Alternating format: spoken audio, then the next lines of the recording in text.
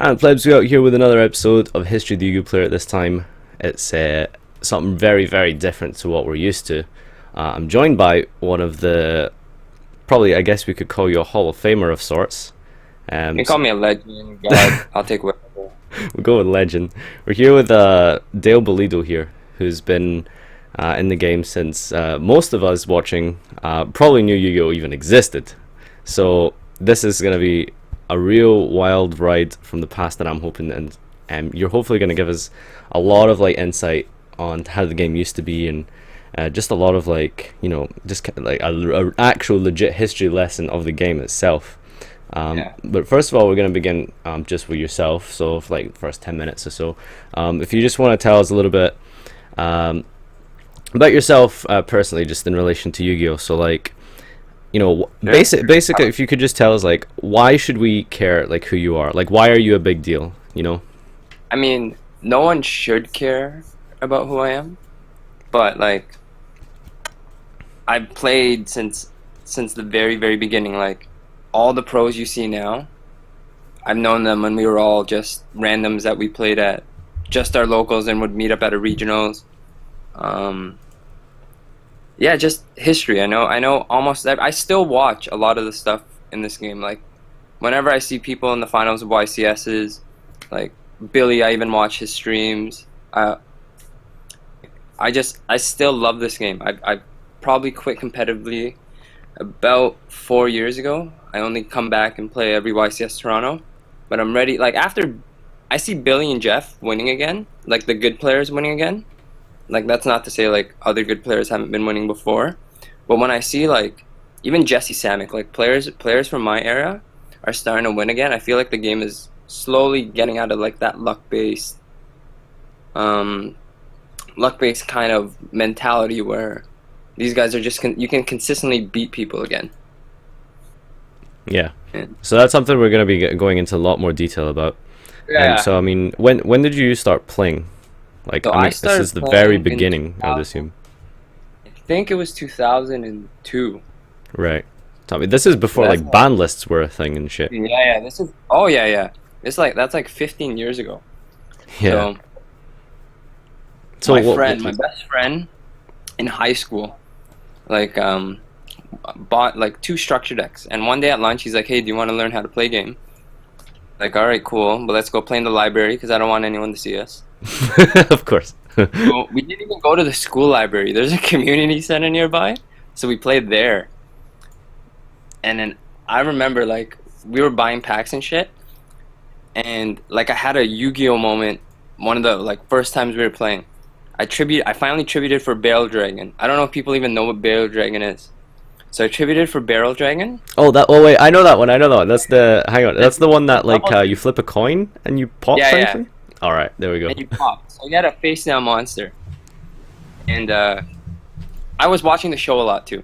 So you had a face down monster, and I missed with its effect, and I attacked it, and it was a metallic scorpion. And what metallic scorpion does is in 2 or 3 turns, if a machine monster attacks it, it dies. And Barrel Dragon's a machine.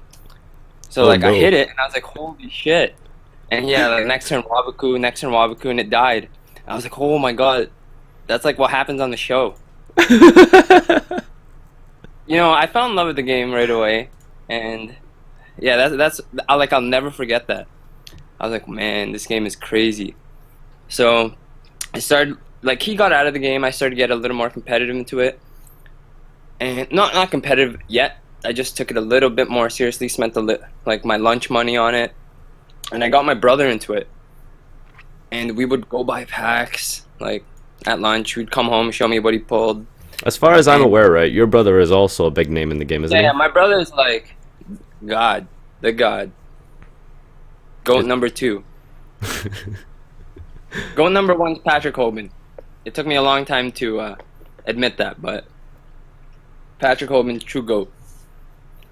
So after all this time, you know, one thing that I've noticed, because you know, I personally don't know a whole lot about it because I only started in like 2014. So I mean, that's like 2 years after you like quit. Your ranking has still held up after all these years. Yeah, my ranking is 12, but that's the main reason I came back, because like It's dropping I too was low for top you, right? 10. I was like top 10 for so long. And when I finally got knocked out of top 10, I'm like, fuck, I want to stay top 10. So I want to play. That's a big, like Lazaro, it's going to take him, eventually he's going to get knocked out of top 10.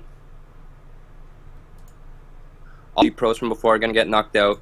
Like the only people to stay up there is going to be like Billy, Jeff. They'll be there forever. Just because these guys, I love the game just as much as they do, but like I wish I could stay as committed as them. But anyways, so turning into competitive play, so my parents have a dental clinic. They're dentists. And in their office, in their building, there was a card store. And they had tournaments. So we're like, oh, cool. Like, I just go with my parents to their work on Saturday. And this is before I could drive. So hang out there on Saturday till the tournament starts and I would play. So at that local, that's where I met Dexter Dallett. So a lot of people don't know who Dexter Dallett is, but he's like 2-time Canadian national champion, top 4 worlds. So like meeting him, that was the first time like I met someone that was really good. Like the first time someone was not playing multiple tributes in their deck. I had like a Blue Eyes deck, and whenever I would see like new dragons I can summon with Lord of Dean Flute, I was like, oh man, I'm gonna put that in my deck. Monsters like Cyberjar, Regeki, Goblin Attack Force. I'm like, man, he always beats me. And then I learned, I was like, oh fuck, these cards suck. So I switched, and I was like, it's not all about power. That sounds like the Yu-Gi-Oh show. I just started watching it on Netflix again, and like Kai was like, oh, it's all about power in your deck. So, anyways, I met some other guy, and he was playing like this recruiter deck, like Tomato. Like Mystic Tomatoes in his deck, and I was like, oh, that's cool. Mystic Tomato access so many good monsters. And like that's where like I kind of took off from, because I'm like, oh, this guy's deck is really cool. Kind of copied him. That was one of the So, first like, meta decks, if I'm not correct. yeah, like they were like back then the game was just, I guess it's still kind of categorized as that, as like a beatdown deck, control deck, stall deck. It was Well, like it's this, not really just like this that. toolbox, like recruiting kind of deck, right? Like Warrior Toolbox, they called it, was it not? Yeah, so that's kind of the first deck I won an event with. Was it expensive back then? No, the game didn't get expensive till Gladiator Beast format. Really? Oh no, before that, Dark Arm Return. Yeah, Dark Arm Return is first. Oh, okay. Yeah, the game was relatively like, I mean, I pulled the Jinzo when it first came out, and Jinzo was like $25, $30, maybe $40 at the time. I'm like, I don't know if now like that's nothing. inflation affects that at all, but at least that doesn't sound like a lot of money for like, you know, one of the, like the it's best not- cards. You could play fairly cheap back then, for like, yeah, you can have a very competitive deck, because all the cards that you played in your deck were like commons and rares. DD Warrior Lady. Oh, actually, you know what? DD Warrior Lady was like a $20 super rare. Sounds Just a lot better every because like format- I guess because there's no reliance on archetypes, so like everything is just cheaper that way. Because you know you're not trying to get like an entire set of things. You're just trying to get just generically good cards that you can throw in. Exactly. Like each set, you would only use like 3 or 4 cards back, like from that set into your deck. Like we had a basic deck, and then DCR came out. You took DD Warrior Lady from that. Some people played Vampire Lord. I think the next set, Breaker was in it. Breaker, Ring of Destruction. I don't know. I can't really remember. But you only took like 3 or 4 cards from those sets, and your deck was relatively the same. So it was fairly inexpensive to like keep going into formats. Only, I think it was like around 2006, 7 where decks like really started to change. It's like the, I guess you could call it like introduction of archetypes sort of became a thing, right? Yeah, like I'm trying to remember like the first real archetype change. For some reason, I'm only thinking zombies, but it's definitely before that. Like before, you could play archetypes. Like people would play like a horse deck, but they'd get destroyed. They get shit on by like a cookie cutter or control deck. But like that's when the game was kind of like, we won a lot because we know how to play the mirror match. And if you're playing the mirror match of the best deck, like if you're able to outrogue, that's the same thing now. If you're able to beat out all the people with the random decks, and you finally get to like round 8, 9, 10, you're playing mirror matches, as long as you know like the small interactions, make them waste power cards to answer your standard plays, you're gonna win that game. Because games kind of dragged on, like they dragged on forever. A lot of stuff back then was relying on reads and bluffs and all that stuff. I think that's almost non-existent anymore. I could be wrong, but that's from what I'm seeing. Yeah. But yeah, so where was I for history? To come back a little bit to you, so I mean, when was your like first major event? Okay, so my first major event was a regionals. So that was one of the first regionals in Canada. Canadian regionals have always been pretty big, haven't they? They've been big because there's so few. And like they're held in Toronto, which is like Greater Toronto area. There's a lot of major cities around, so it doesn't take too long to fly, like to drive down there. Like 25 minutes from Toronto, you hit like 6, or if you go north, east, and west, you're gonna hit like almost as equally populated areas. Like it's so big, and everyone just comes down. But these guys didn't know how to plan a regionals, so they didn't expect that it would be so like they'd have so many people. I guess their tournament system didn't know how it properly worked, so they split it up into two regionals and one. So whoever made top 4 on one side would qualify for regionals, but would qualify for top 8 and top 4 of the other side.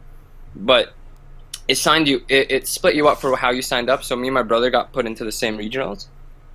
And at that time, we were allowed. Do you know what Emperor Dragon is? Chaos Emperor Dragon? The Chaos monsters? Those were like the first boss monsters. Is that not like the really busted BLS, basically? Yeah. Back when BLS was broken. Like, when BLS got unbanned and people were like, yeah, we don't play it. I was like, the hell is wrong with this game? Like, BLS had to get banned. But anyways, so me and my brother, in Lazaro, we had together 4 Emperor Dragons and 4 BLS in our collection. So Lazaro wasn't good at this time. So I was like, you know what? I'm going to take 3 Emperor Dragons and 1 BLS. You can have 3 BLSs and 1 Emperor Dragon. And Emperor Dragon was much better at the time. It's pay 1,000, blow up, and there's a Yada lock that you can do. Do you know what that is? Yeah, I've heard of that thing. So like a Sangan is set. So this is what my deck was. You hit my tomato, I bring out a Sangan or a Witch. Next turn I Emperor Dragon, blow up, thing searches Yada, and then poke. So since I had triple Emperor Dragon, I was doing it like so consistently. So I went perfect in Swiss. I made it to the finals and lost. And qualified for nationals at that time. Qualifying for nationals was pretty tough back then, wasn't it? Yeah, because it was only top 4. Yeah. So do you have like a Canadian nationals, or do you guys have a North American nationals? Yeah, at the time it was Canadian nationals to like I think 2011 or 12 it became just NAWCQ. Yeah. And what kind of attendance were these regionals having? Because you said like big. You guys had to get split into 2. At the time they were big. They were like it was like 600 people total. Yeah. Wow. That's literally bigger than some YCSs. Yeah, there was so many casual players, and it was the first big event, and a lot of it was like little kids. Their dad would bring hang out for the day, you know. Like I was already taking it competitively. So my first regionals I went to, I made it to the finals. So first major event after that was nationals.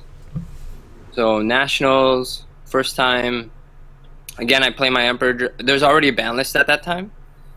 So that's the first ban list. And I remember like trying to get ready for it and looking at like all the Japanese decks, and they're all playing like light, heavy recruiter decks, so they can guarantee drop for their for the Chaos monsters. How did you find their lists and stuff? Because as far as I'm aware, like it was really difficult. Because like nowadays, like, sorry. We never copied it at the time because they were like now, they're ahead, right, in the card pool. Oh right, yeah. But back then they were so far ahead in the card pool. Like they had Crush Card. Like we didn't get Crush Card till 2008. They had it from I think from like the beginning of the game or maybe 2005. So like their decks were really, really different. So you can only like kind of pick up on tech like that they had. You couldn't copy decks. Yeah. And that's funny because I make it to the finals and I lose to a guy that net deck a Japanese deck. He net decked or he copied like a regular chaos deck that sided into Gravekeepers. And Gravekeepers was I just played straight chaos and like killed me. So I make it to the finals of that nationals, but back then it's not top four, it's only first place. Mm. Only first place gets to go to worlds. Yeah. But the round before that he cheats. He doesn't cheat intentionally, he double summons. And it was against one of my friends, and like a lot of Canadian players will know him. That I think it's Matt Petal. He played he double summoned against Matt Petal to beat him. But I remember if I played Matt in the finals, he was telling me he couldn't go to World and he was just gonna let me go. I was like, oh sweet. But he loses, I lose, and I play him in the finals and I lose. But yeah, like I'm so into Yu-Gi-Oh at that time. So we finally hear about Shonen Jumps. Shonen Jumps are starting to be announced. And he's like, hey, he goes to one of the first Shonen, like, Matt and a few, we have a team. Like, I had a team back then. It was called Super Friends. So, do you watch Simpsons? Do you know what The Simpsons is? Yeah. Okay, so do you remember, like, it's an old Simpson episode where, like, all the nerds make a team. Like, Martin Prince has a team called Super Friends. Don't remember that episode, but go on. It's like super old. You're younger than I am, but like I'm like, you know what? We're a bunch of nerds. Didn't think about it like that. We just said it as a joke. I'm like, this is our team name. But also there's do you know what the Justice League is? Yes. Yeah, the Justice League in the 70s we're called the Super Friends or something like that. I see. Like Okay. we all had these little cards of like Justice League members, and that's when we met people. People knew us as Super Friends. So how I met everyone on the team is there was something called Duelist Kingdom back then, where it showed rankings for all local stores nearby you. Mm-hmm. So me and my brother would go to all the locals. There were so many local stores around us, and we would try and play all the top players and beat the top players. So like one store was Matt Petal. Matt Petal was like one of the best Canadian players at the time. Just like in a friendly, or like just to get rankings, like by participating in the locals? Yeah, because it shows that like when you win the end of the season for one store, if you're on top, you get like this big Millennium Puzzle trophy. I'm like, if you Google it, you'll find it like Duelist Kingdom trophy. So we would see the top ranked players of all the store, and that's how we made our team. We kind of like met all the top players from the stores, and we're like, oh man, we're good players, and we all ended up just hanging out after that. So yeah, like 5 or 6 locals. I met all the top guys, started playing them. Yeah, it's that trophy right there. Nice.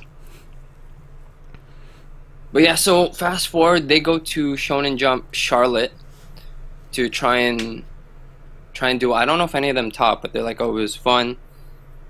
They go, but they come back and they're like, oh, the U.S. players are good, but like it's nothing special.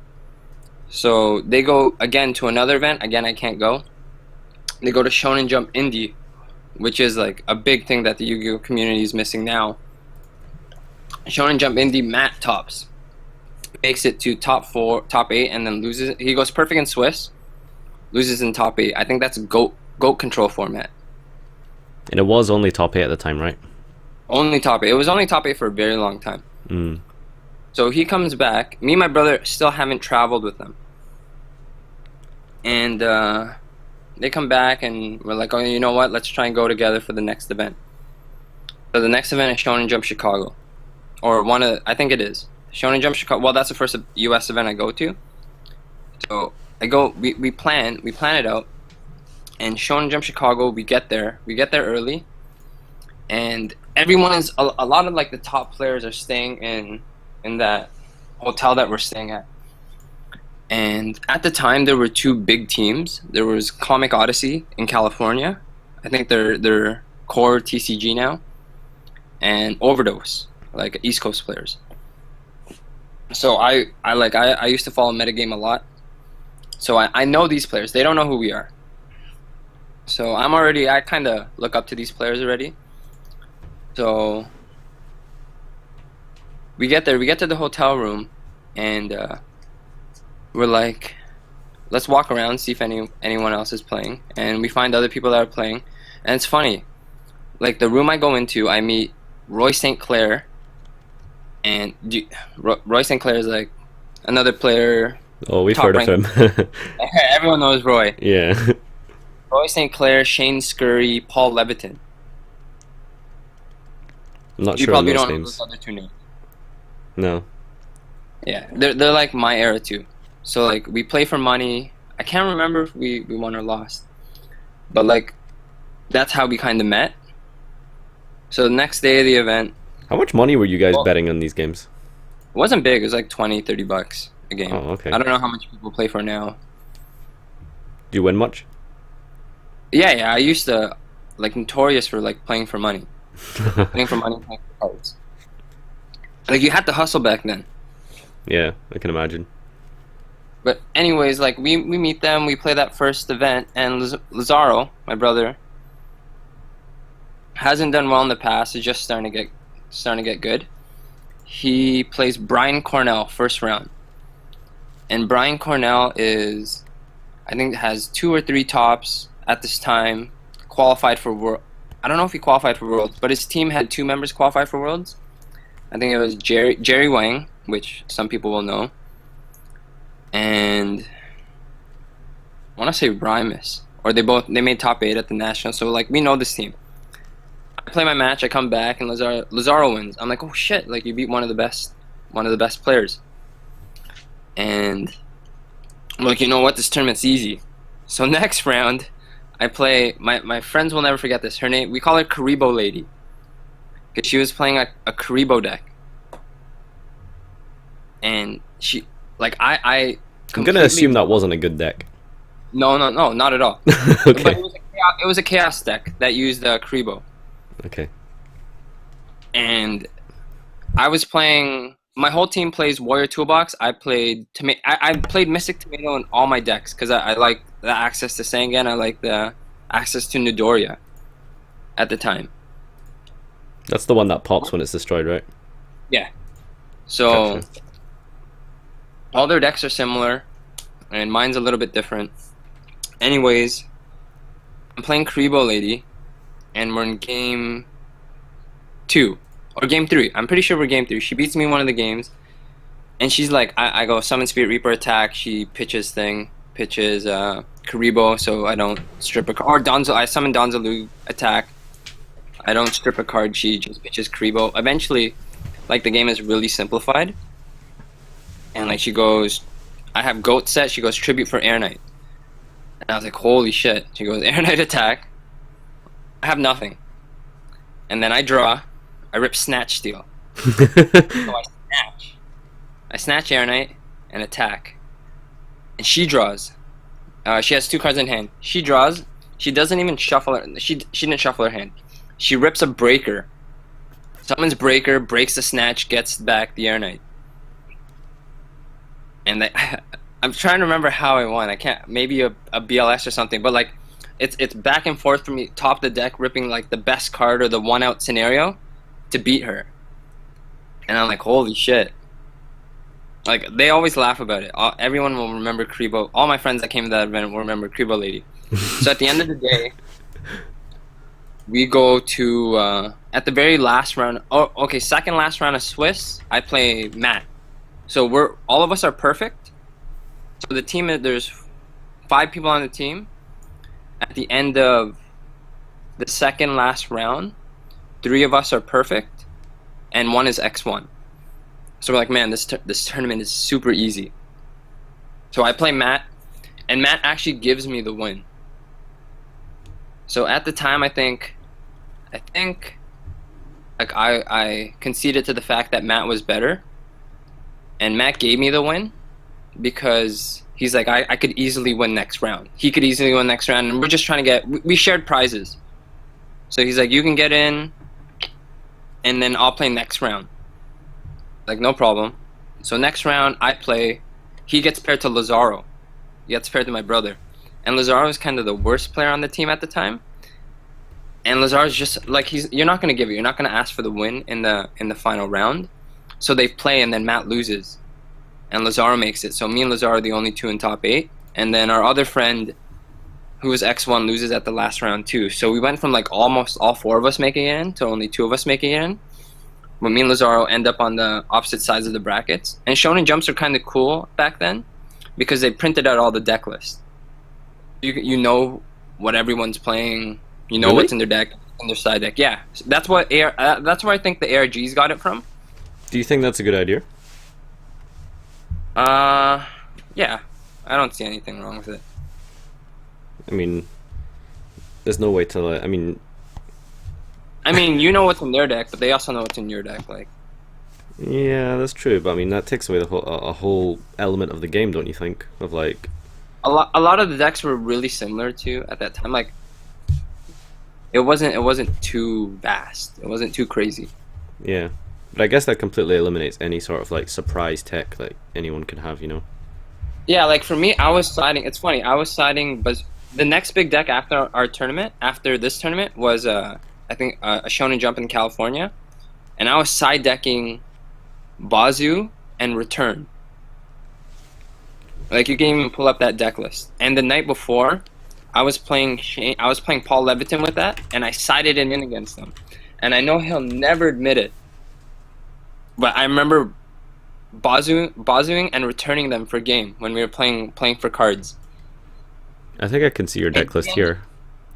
Yeah, he ends up winning the next event with Bazoo and Return. He makes like a Bazoo Return deck, just solely around that. Do I have a Bazoo and Return? I'm looking through it just now. You have to find it on, I think, like TCG Player. Oh, okay. I just googled your name and Bazoo and like it came up like winner, first place deck, Warrior Bazoo Return. Let me see if I can find it. Oh, apparently you had a feature match against the world champion in 2013. So, oh yeah, at the end of that, so in that tournament, me and Lazaro both make top 4. We have a chance for both of us to make the finals. Mm-hmm. I win. I beat Paul Leviton. I pro storm him. And the pro storm is something like I did a lot here. Like I bluffed a lot in Yu-Gi-Oh. So pro storm is like where you set like heavy storm in another card, make them set stuff, activate a card, and then pro storm them. Just flip up storm, get a 2 for 1. Yeah. And like I tell people I invented that because I was doing it back in traditional, but I'm sure other people did it too.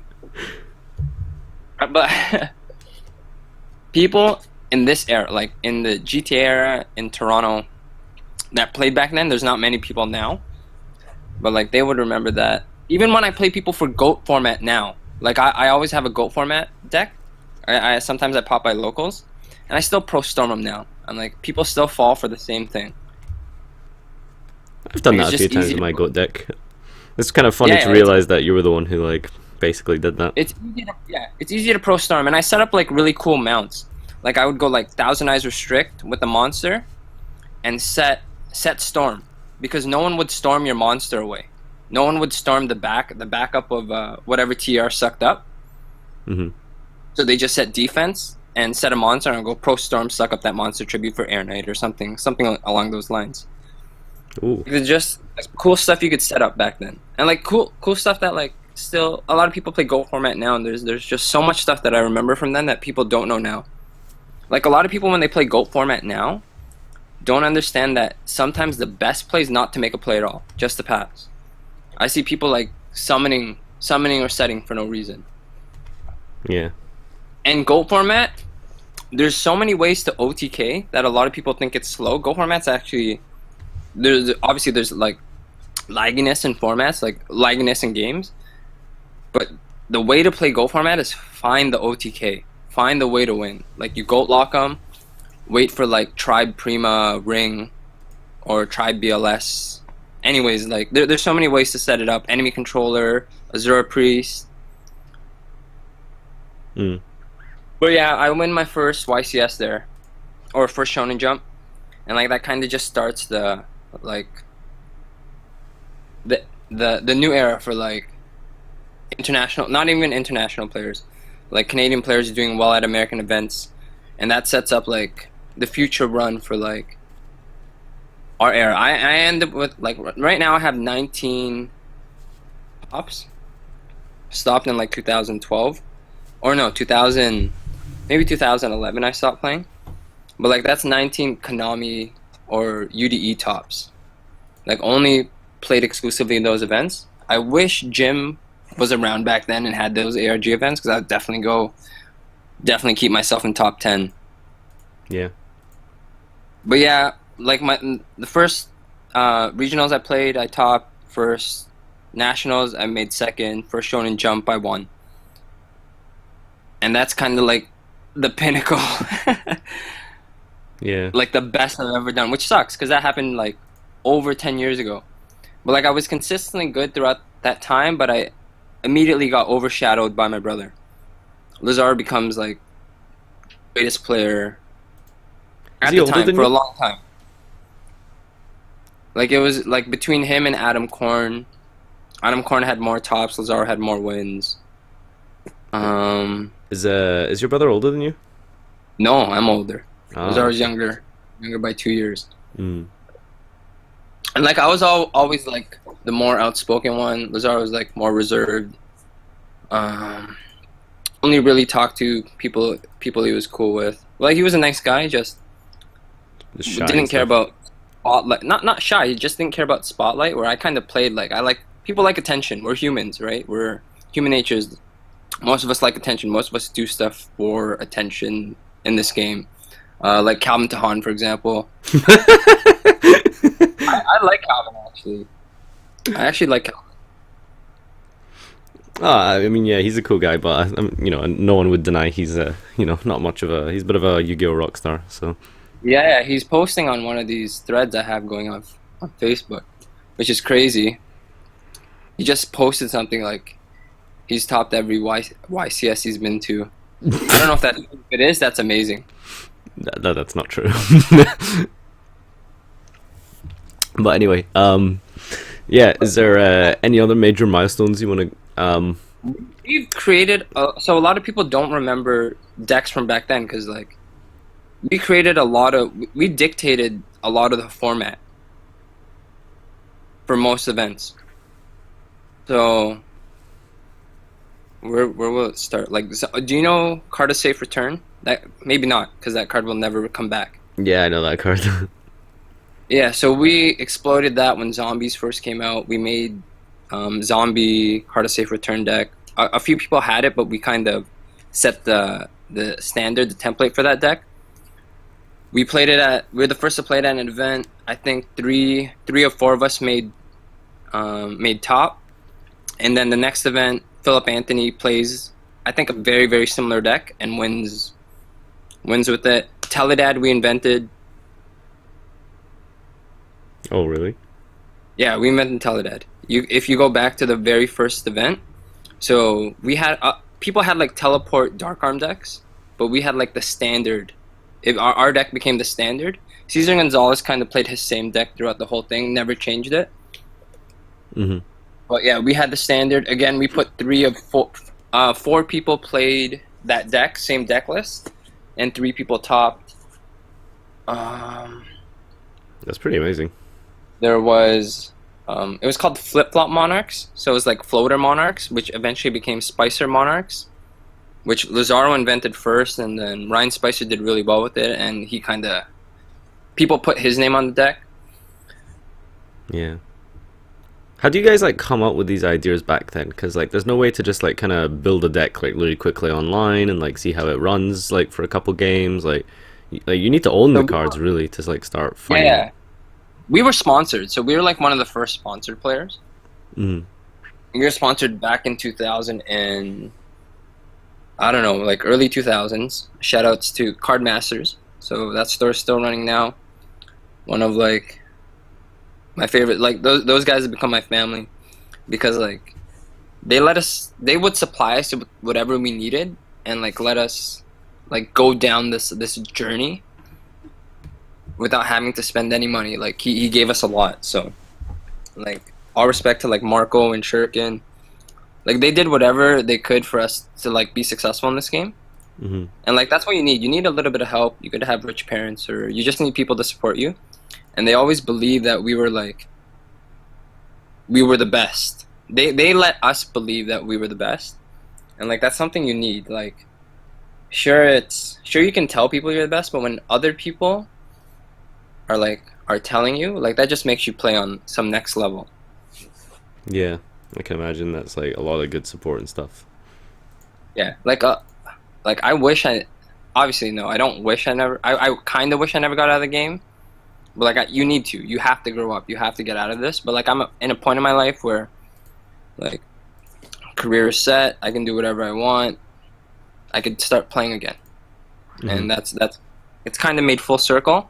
And I do want to spend more time. Want to spend more time traveling, going to events. Shout outs Pro Play Games. George hooked it up. So when did you decide to stop initially? I stopped. I went back to school. I was in school, and then I was like, you know what? We can't juggle both. Yeah. I'm like, I'm gonna go back to school full time. And you know what? Sorry, a big reason is UD prizes used to be pretty good. Like local support, regional support was good before too. Like you could win a regionals, sell a box. You got a box and you got a mat, and you could sell it. And I used to I was a regional grinder back then. Like if this rule now, where if you go to regionals, you top regionals, you go to worlds, I would have been to worlds every year. I had like over 50 regional tops before I stopped playing. And how did Regional that tops lead? don't count for anything. But like people would find out what we were playing at the next YCS or next Shonen Jump because of the regionals before. And to a point where there was a website, PS does all the events here, and they used to post the regional decks, and like we would that's how we would test. We would test our decks at regionals. It's good enough for regionals, we'd take it to a YCS or a Shonen Jump. And there would be times where like, please don't post this deck list because we're gonna play it. We don't want people to know what we're playing. Did they oblige? Once. No. Sorry, never. They never did. They always posted our deck list. But we were hoping it would go up late because the regionals were the week before. Yeah, I guess so delaying long it would have been pretty fair.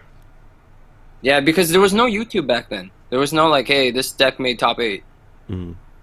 There was YouTube, but there's no like Yu-Gi-Oh, right? Yeah, of course. So what exactly that- did you stop for? Going back to the initial question, like why was Sorry? it like the end for you? Oh yeah, sorry. The prize support sucked.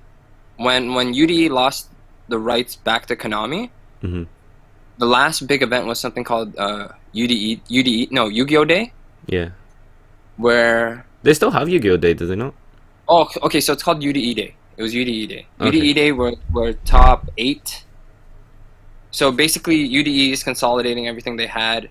We had one of the last major tournaments was 1,000-pack tournament. First place won 1,000 packs. What And the this is- fuck? 1,000 packs? How many boxes is that? That's like I have no idea. But this is when we're still playing a lot.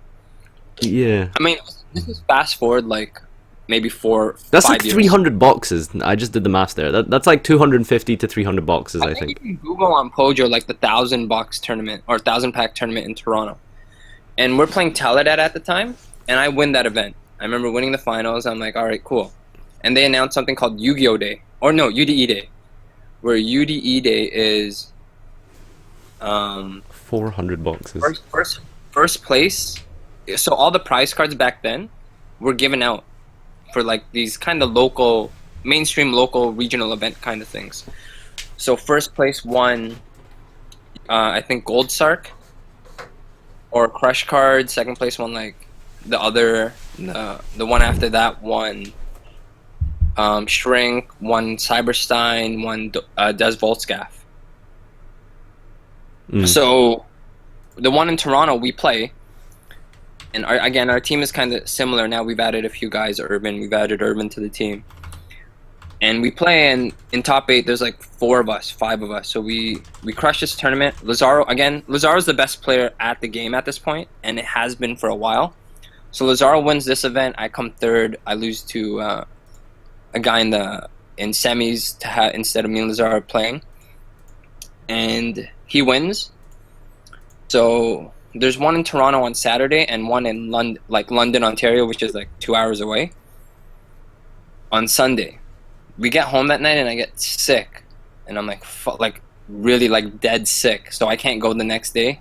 He goes and he wins that UDE day again. Like he's crushing every event that he plays. Like local events he crushes. Obviously YC our Shonen Jumps are better competition, and we're slowly starting to like dumb down at the game. Where like this game is not getting fun. Prize support sucks. Like the only thing Lazar has left to do is, or he's been to Worlds already at this point, or maybe not. He's been to Worlds and he didn't do very well at Worlds, but like the only thing left for him to do is win Worlds. For me, I still want to get there. Anyways, we start dialing it back down. We play Costa Mesa. No, oh, sorry, Costa Mesa was before. Like I'm getting all this messed up, but Costa Mesa was Lazaro's like coming out party. Costa Mesa was like the 50th Shonen Jump, where it gave like the best prizes. Like if you won that event, we split, but if you won that event, you won one of each prize card. You won the Costa Mesa trophy, which has all 5 prize cards in it, all first original 5 prize cards in it. A laptop. Like I know we came in there, we went there with like 5 guys, and we each walked away with, I think like 2 grand, 3 grand. Not bad. But that's back when like, because we traded stuff. I remember trading a Cyberstein for 4 Dark Arm Dragons, and then trading a Des Voltscaff for 3. And Dark Arm is $300 at the time. Maybe not 3 grand each, maybe like $1,500 each, but like that was a very profitable time, like the pinnacle of prize support in Yu-Gi-Oh. Mm-hmm. And ever since then, it started dwindling. When Konami was taking over UDE, they stopped regionals for a while. And I'm like, fuck, what are we gonna do? We just play locals. Locals wasn't getting too exciting. I think they were even slow, like they stopped releasing sets, and the game was starting to die down. But yeah, like that prize support kind of was a big reason. They changed all the faces up from UDE to Konami. Like I still see, there's still a lot of people now that like I love seeing when I go to Ben's. Julia, Jason Gabermeyer, like Frank. I never see Frank Frank from Florida, but like they're all still working there. Jerome, they're all still like around the Yu-Gi-Oh community. Mm-hmm. So I guess that brings us up to I mean that's a good sort of total kind of. Yeah, there's a lot. Like if we go like during formats, like if we go down metagame, I could recall like a lot of the events that I've been to. Yeah, so I think we've got a good overview at least for like this initial part here. I don't know if there's any other major milestones you want to mention before I go into like a whole bunch of questions that I've got lined up. I have no milestones yet. I mean, when I start playing, I'm pretty sure I'm gonna go to Worlds. Well, first and foremost, I guess like beginning with like the first question really is why did you come back?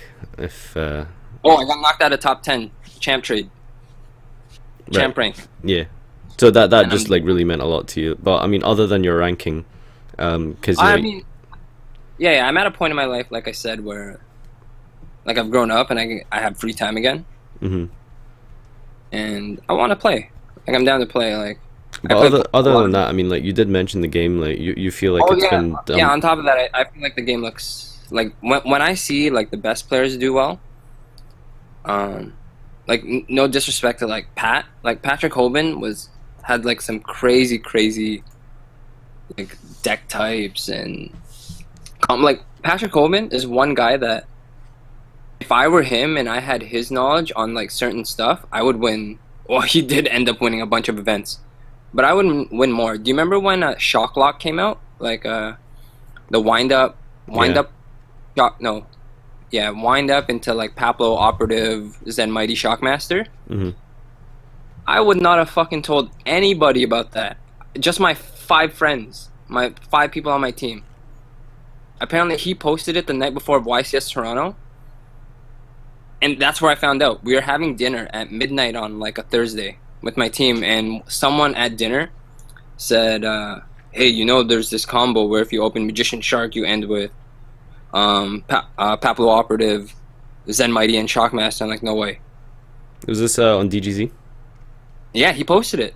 Oh wow. And you know what's funny? I played him. I played Patrick Hoban in that tournament, and I opened it and I beat him with it. Like, you can't do anything to it.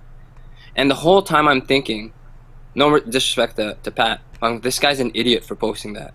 I get like he wants to better the community, but people only look out for themselves. And I definitely would have only looked out for myself there. And wouldn't have told anybody, unless other people knew already. But like that's one thing. Like I commend them for him. Like, you know what? Like, this guy wants to better the community, wanted to have a good event instead of just blowing everybody out. I would have had my second win if I knew that. Like, at the time, we're already very out of Yu-Gi-Oh. The only reason we're relevant with the tech is there was one guy on our team named Omar. Omar was kind of like the guy that found us all the information of like all the tech stuff now. Or like he would frequent duelist grounds. Yeah, duelist grounds, Pojo, other forums, and tell us like, oh, these are what people are playing now, and he would tell us, and we would kind of build decks around it. Like, we were very good at play, like execution.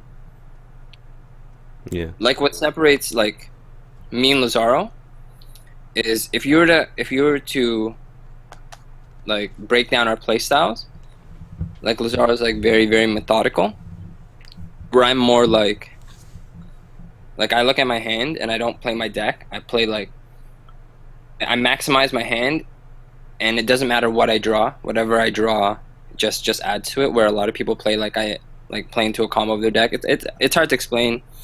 More of like, I kind of get where you're going with it. So like, you more play like like with a what you test have, player. and he kind of plans like ahead more.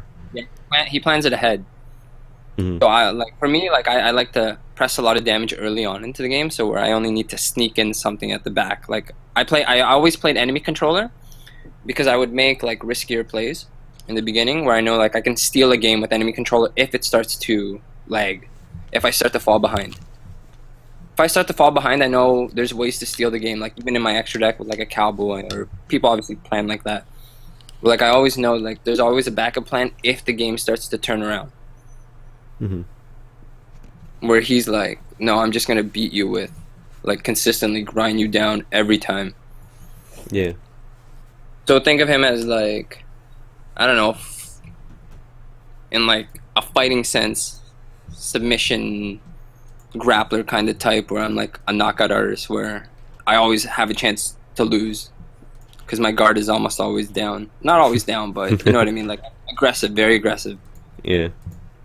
All right. So let's just dive straight into these questions I've got here. So first one, big shout out to my friend Beaky for preparing most of these for me. So this is quite an in-depth one. So it says, a lot of people look at the Teledad as one of the most skillful formats. What are your thoughts on Jay Kim's guide of how to play Teledad, which was the first in its tracks to make people think it was a lot simpler than the first view of the deck? Oh, he has one of the best, like he has that article on Pojo, I think. And when he released that, I was like, oh, cool. Thank God he released this after Teledad is no longer a deck, right? Because that's stuff we already knew. But people didn't know that. Like, he has a very good guide. As far as Teledad being, like, a super skilled format, to me, the most skilled format is Gladiator Beast. Is that just before Teledad? I think that came after. Oh, okay. I mean, the Cold Wave Glad Beast deck, to me, was, like, one of the most skillful decks. And why do you think that is? Like, top three, obviously, I'll put Goat format. In no real order, but I think I would put, for sure, Glad Beast number 1. Teledad would be number 3. Teledad is, like...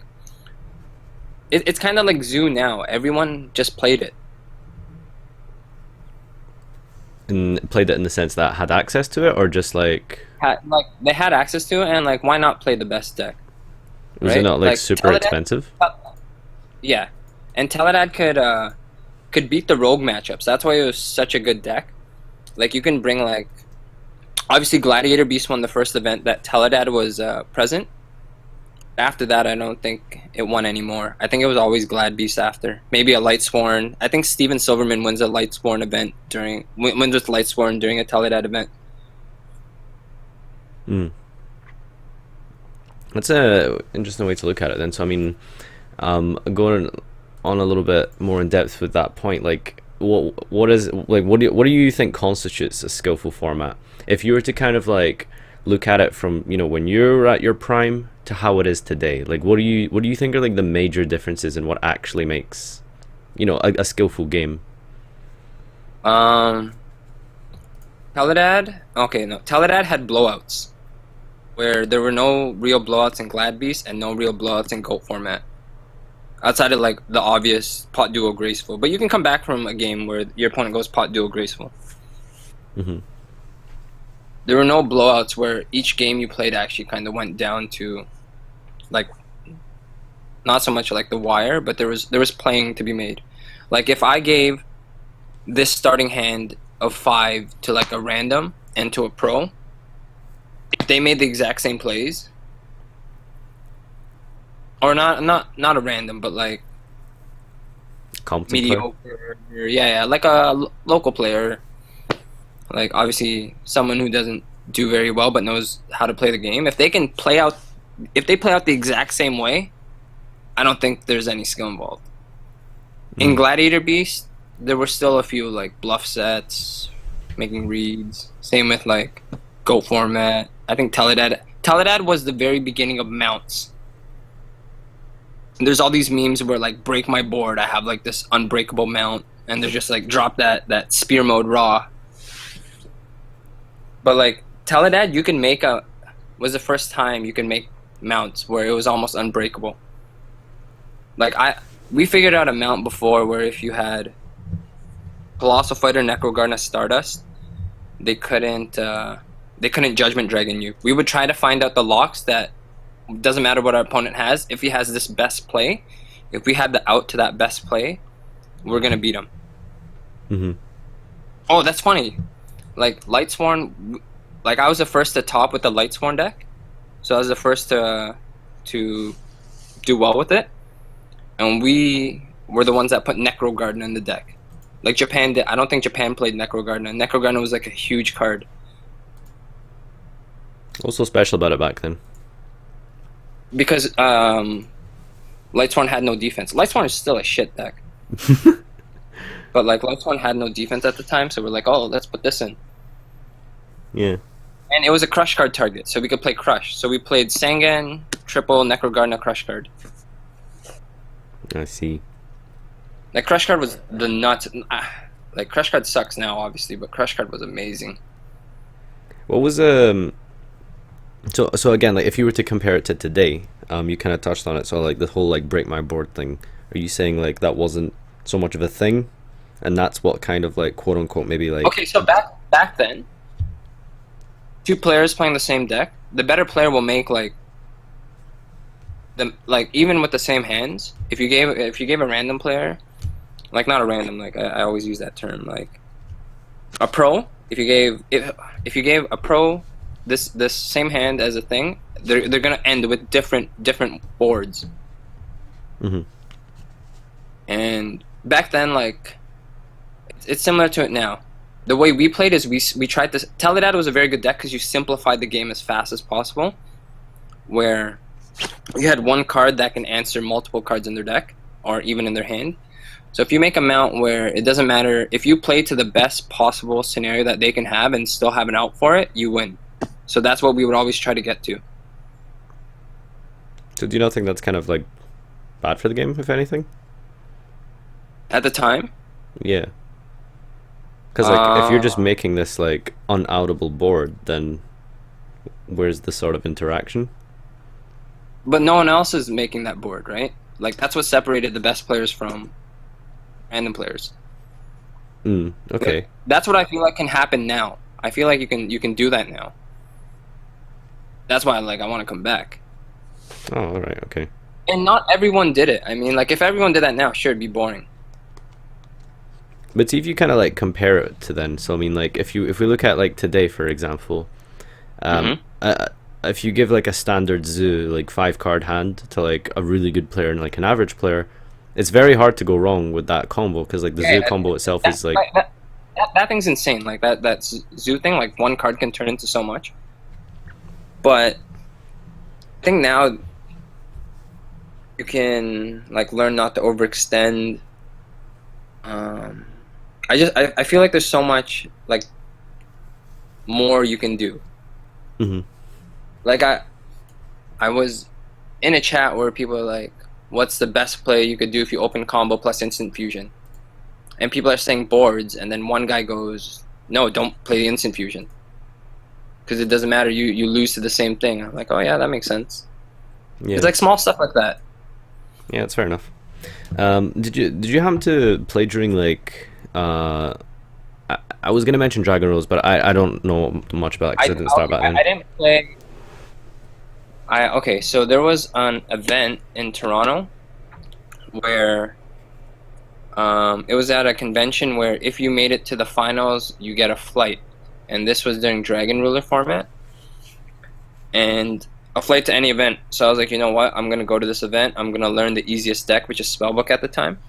So I only really played one of. I think I played a regionals too. Right before that, there was a regionals a week before, just so I can get ready for that event. I remember losing in the regionals in the final round. So I'm like, you know what? I kind of have a. I played a really shit Spellbook deck. I played Triple Exchange. I remember. Okay. So, anyways, I fixed my deck. I go more standard, and I make the top four of that thing tournament. I didn't think. See, this is the problem. I was so. Um, my mindset was still like make a mount. Like the Jogan mount is hard to break, like very hard to break. I'm like, if I make the Jogan mount, they're gonna obviously just need this to break this board.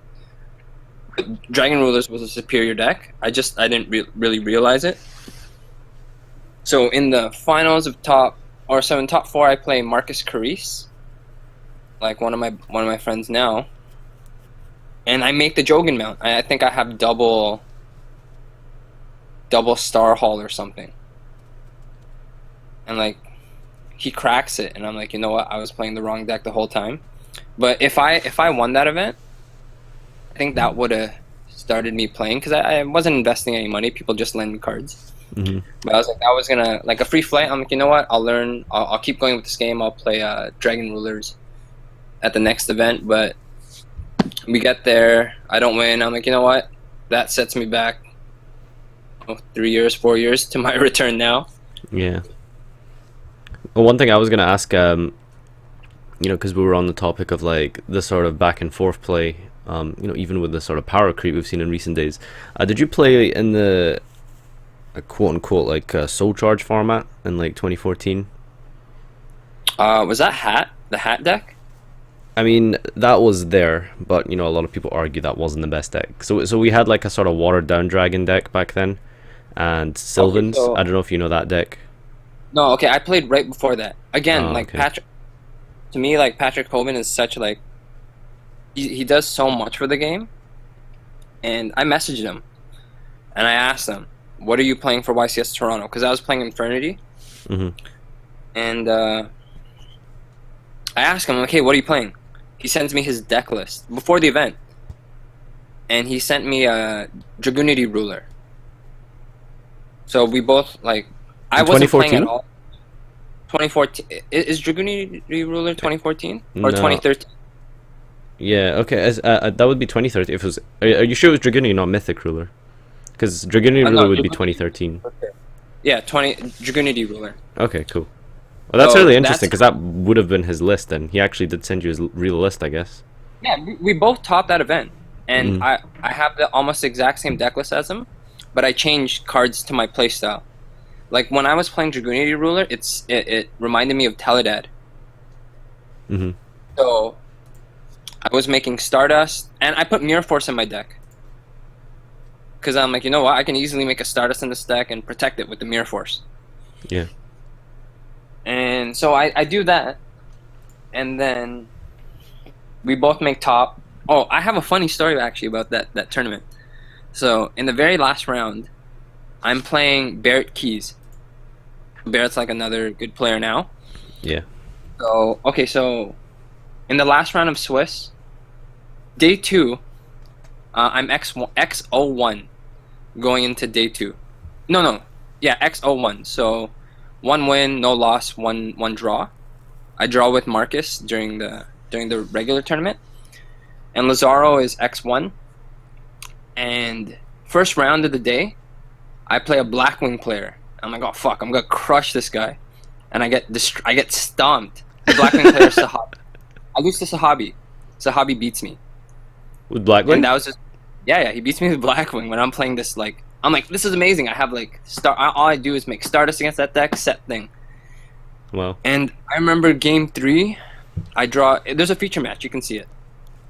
But game three, I draw like triple blaster and the thing, and flame belt guard. I'm like, oh well, I lost. I can see a And board, like, I can see a picture here on the blog, and it's like Darkar with like 4 Blackwings on the field. yeah, I get crushed, like crushed. But I'm like, all right, this I'm thinking to myself, I'm like, this random is not gonna go anywhere. Sahabi becomes like one of the greatest Canadian players of all time. Yeah, Look at that it's, board. That board is disgusting. it's pretty funny. You know what the worst part is it? When he takes that picture, Jason Gabermeyer. See, I have a pretty nice board there, but Jason Gabermeyer, like, he crushes me, he scoops it up, and Jason's like, no, leave that on the board, let me take a picture. So, like, I remember that.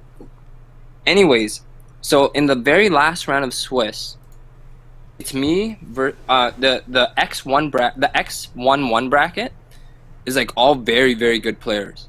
So Gallo from, I don't know where Gallo's from. You know who Gallo is? Do you mean Gali? No, Gallo Obera, I think. Oh, no, I don't think so.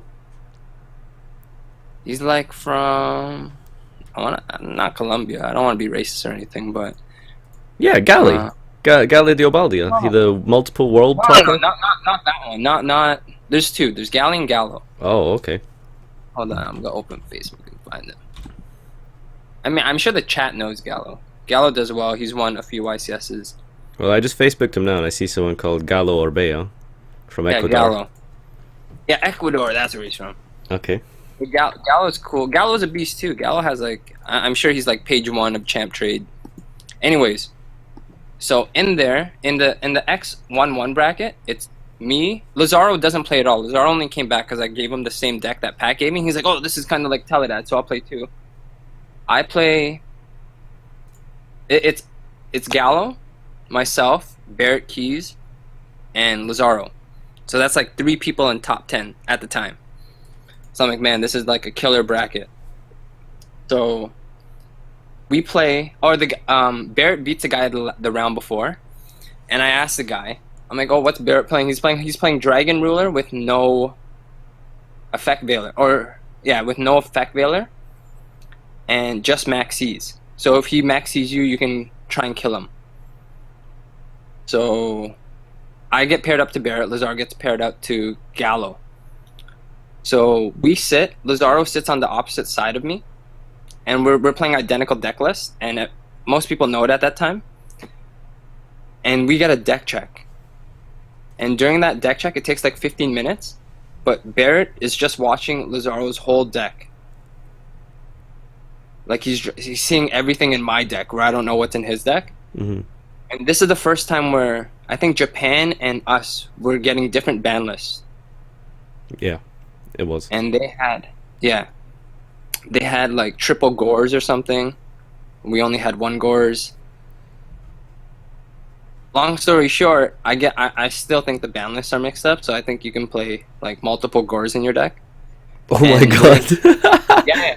So I'm playing like the whole time against Barrett. I'm like, fuck it, whatever. I know what's in his deck too, because the guy the round before who he beat told me. So we're playing, and I'm playing around like multiple Gores, right? So there's a point where he had, When it's at 1. Gores is at 1, but he just dropped the Gores the turn before. Yeah. So I'm trying to play around another Gores. Next level. Yeah. he's at 28. He's Oh at well. 28, and there's a blast on the field with dandelion tokens or something. So I have to find a way to get through there without with only making one hit, Hmm. only making one attack. Oh no, I think he's at yeah. Let's say he's around 28. The story's on YouTube somewhere. But anyways, I make the play. He maxes me, and I'm like, oh fuck, whatever. He doesn't play Valor, so I make a play. Like I give him a bunch of draws, like maybe like 10 draws, where if he has Valor, I'm gonna lose. And he obviously doesn't have Valor because it's not in his deck. I make the play and I attack him. He's like, why did you do that? You could have just like did this. You didn't have to give me so many cards. I'm like, it doesn't matter. You don't play Valor. He's like, yeah, I play Valor. Hmm. And he's like, why did you make that play? I'm like, I was trying to play around Gores. The second Gores. He's like, Gores is at 1. Oh my god. That's game 1. So I do that, and then game 2, I like blaster. I return him for game with triple blaster or something. You know what would have been funny, right? See if he just said like, "Oh, yeah, sure," and like let you believe it was at 3. Like he would have been in a bit more better of a position. No. It's like he doesn't tell me till after I beat him, anyways. Oh, He's like, okay. Gores is at 1, and then right after that, I go look, like I go Google the ban list. I'm like, oh shit. But anyways, I play top 32 of that event, and I lose to like a straight Dragoonity deck because like my deck is not inferior. But if I played like Pat's list card for card, I think I changed like 3 or 4 cards to fit my playstyle. Again, trying to like fit my playstyle where really playstyles now don't exist. If I copied his, like he had the far superior deck, and shout outs to him, man. He just every time I ask him, he hooks me up. And he wins YCS Toronto the next year with Shaddolls. Shaddolls, right? Yeah. And I asked him like, hey Pat, what are you playing? He sends me the Shaddol list. I'm like, this list looks like the most bullshit. This is after he goes on the run. This is the most bullshit garbage list. You're definitely not playing this deck. So I'm Was like, all that right, cool, with the thanks, lice Pat. ones and stuff? You actually didn't believe him? No, I have like I can go back to my Facebook messages and show like he sent me all those decks, Mm-hmm. and I didn't believe him. Wow. And then he wins with that deck, and then I pull it up and I'm like, holy shit! Like it's the exact same deck list. Like he's hooked me up every time. Like for me, if someone were to ask me, I wouldn't hook him up. No lies. Yeah, that's fair enough. Maybe he doesn't see me as a threat, which I wouldn't. I wouldn't right now, anyways. I Like, think Coben's mentality is just like he doesn't mind. Like he just wants to like beat people because he wants to like be better.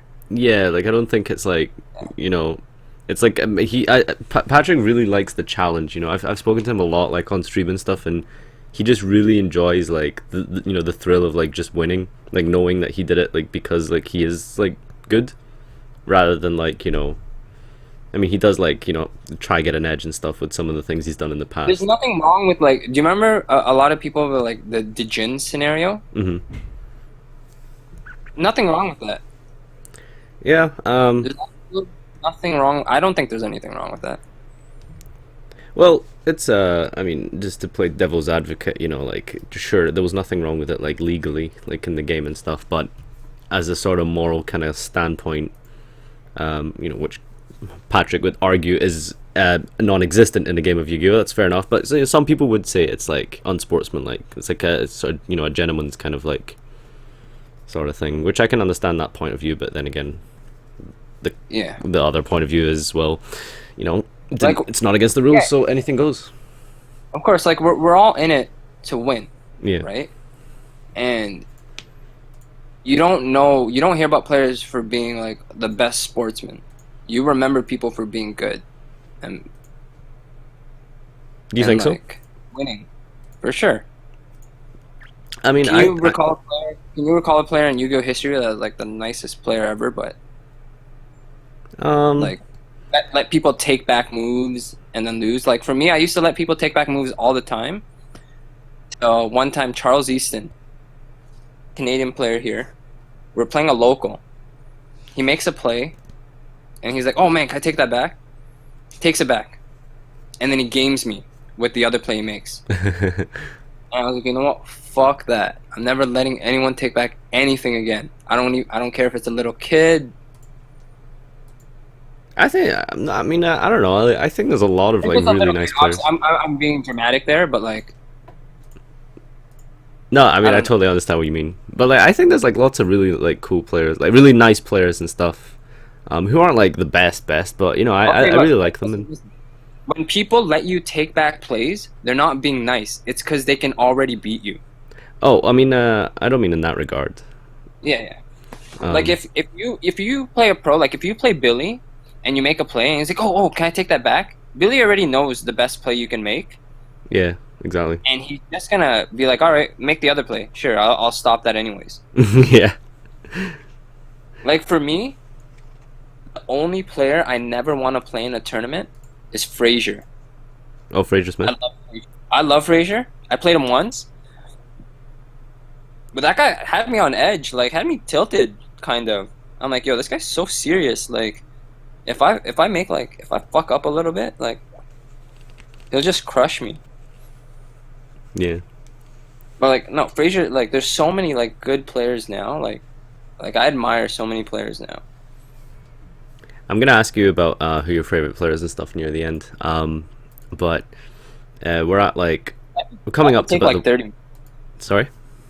That could take like an hour. I have stories for all my favorite players. um, we can get to that actually because I just want to go through a couple of these really quick first of all. So Yeah, I know. I told you before that I ramble. Like I'll talk forever. no, it's cool. This is good. This is there's so much like to talk about, of course, because like you've been in the game for like years, so it's really awesome to hear about like all the different things that like happened and stuff. And yeah, like one thing I know, for example, is the way the game was back then was like that. I feel like the community was a lot like different to how it is now, Yeah. because like obviously you mentioned like you guys didn't have deck lists and stuff, or well, I mean they weren't very like easy to get as they are now. Because like today, if like someone wins a fucking locals, like they'll post it on a video. Like never Of mind course, like, like but back then, you yeah, know, people were like secretive, and like if if you ask someone for like their deck list, that's like rude almost, you know. Whereas like today, it's like expected, you know. of course. So like we're in a society where people are so like I'm sure it was like that before too, but immediate gratification like that's like the millennial mentality is like we want immediate gratification. That's why we post it. That's why we want people to see that we did well with this garbage deck. Yeah. And I fall victim to that too. Like like for me, even at work, like when I do something good, I want people to know. But like it's not that's not how life works. Like life works is you got to work hard for whatever you do, head down, and then you'll get there. It just doesn't matter how well, obviously like success should pay off in the beginning, but there's work behind it. Hmm. And people now just show everything, and I don't know, the immediate gratification part of this age group, which I'm a part of, is kind of sucks. I suppose. How old are you exactly again, by the way? Like I am 26? 6 years older than you. Oh, you're 30 exactly. Yes. Did you ever hear about DPYGO, Drew, the YouTuber? Drew. He I think he got like pretty big on YouTube. Like because Yeah. he's the exact same age as you. So I'm just wondering, like, I mean, did you Yeah, guys have I any know like? him. Have you Oh no, spoke? he used to talk shit about me. Not shit, no. No, not him. He's the one with glasses and do-rag in Yeah. his early videos, right? Uh huh. He talks shit about like other players. Oh, did he Like for not me, bring you up? I lurk. I'm like a crazy lurker. If like you said something about me, I'll find it. I'll find.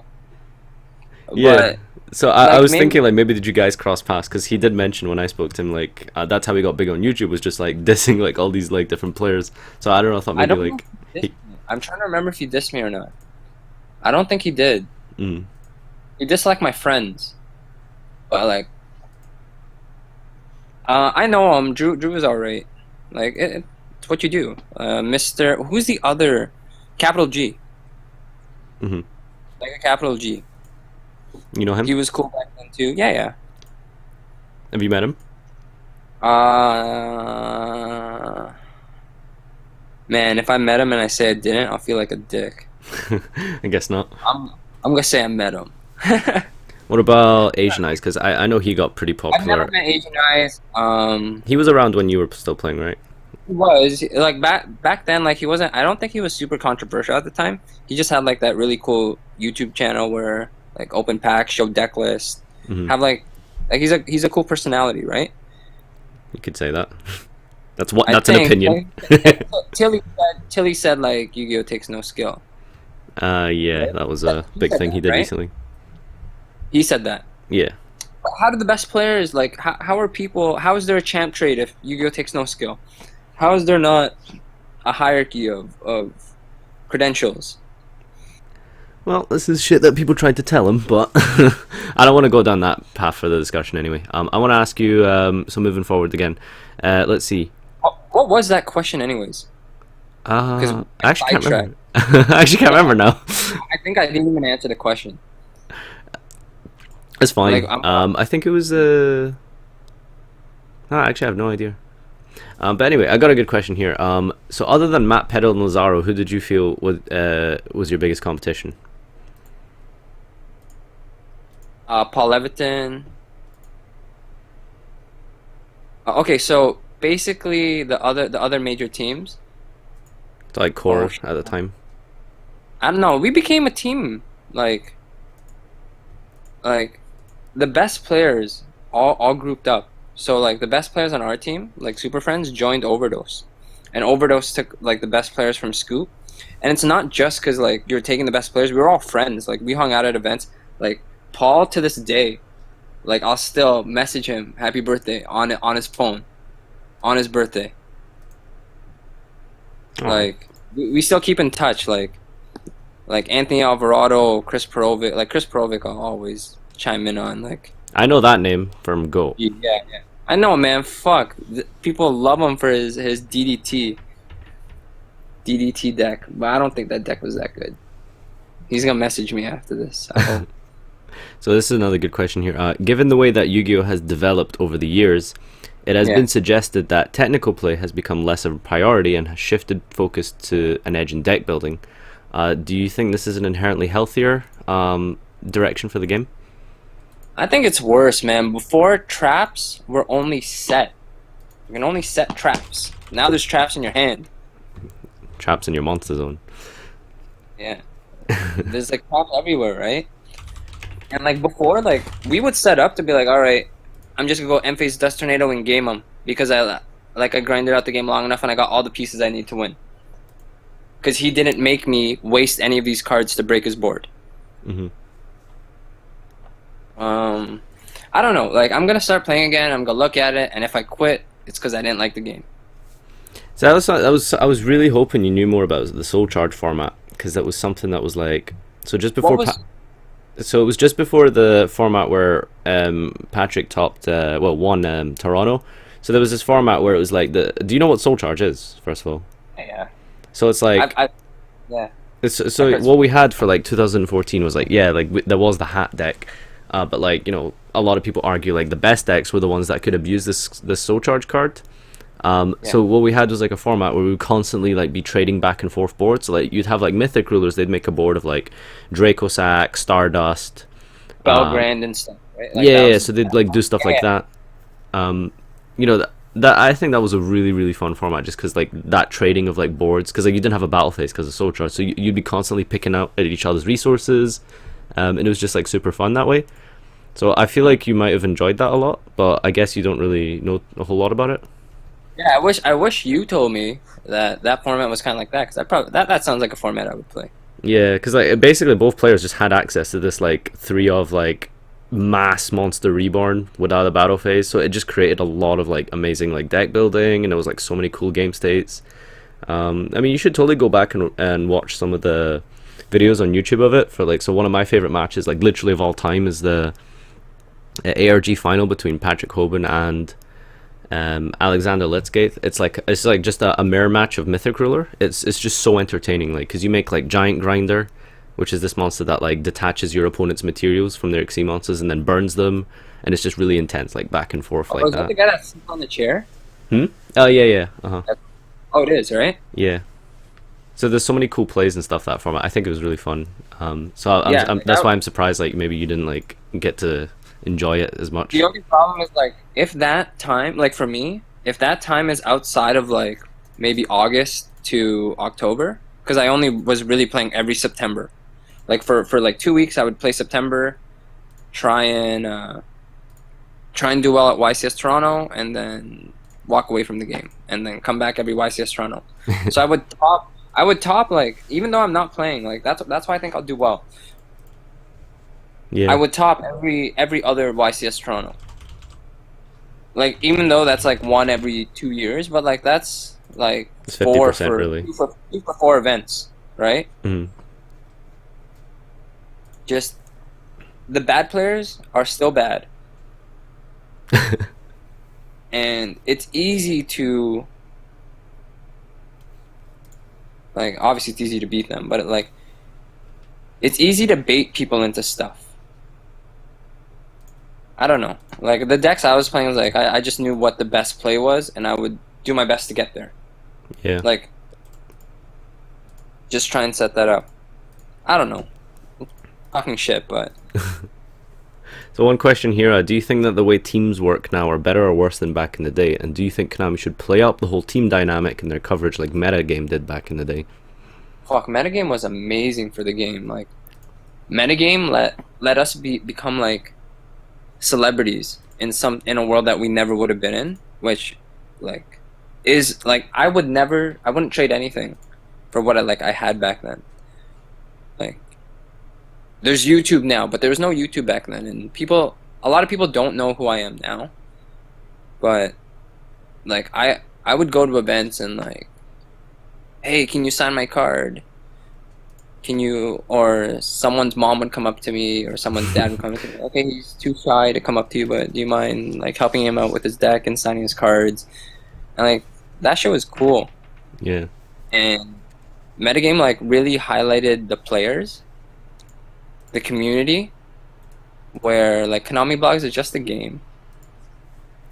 I feel like it's just a game now, and if you take that direction back into, like they don't need to do it anymore because there's YouTube. Doesn't matter. Yeah. But teams Like, do you like what ARG's doing with the whole team war thing? team war thing is kind of cool, Mm. and I don't really know how it works, but like teams was one of the biggest, like one of the funnest things in like the beginning of Yu-Gi-Oh.